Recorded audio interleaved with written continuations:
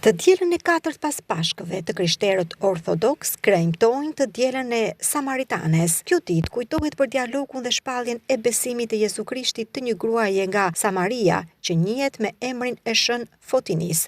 Gjatë këtij bashkëbisedimi ndodhin 3 gjëra të rëndësishme. Së pari, Jezu Krishti ka përzier urrejtjen shekullore midis judinjve dhe samaritanëve, por judinjt kontaktoi me samaritanët, që konsiderohet ndotje dhe mëkat. Së dyti, Krishti diskuton me një grua që në atë kohë konsiderohej një veprim i pamoralshëm.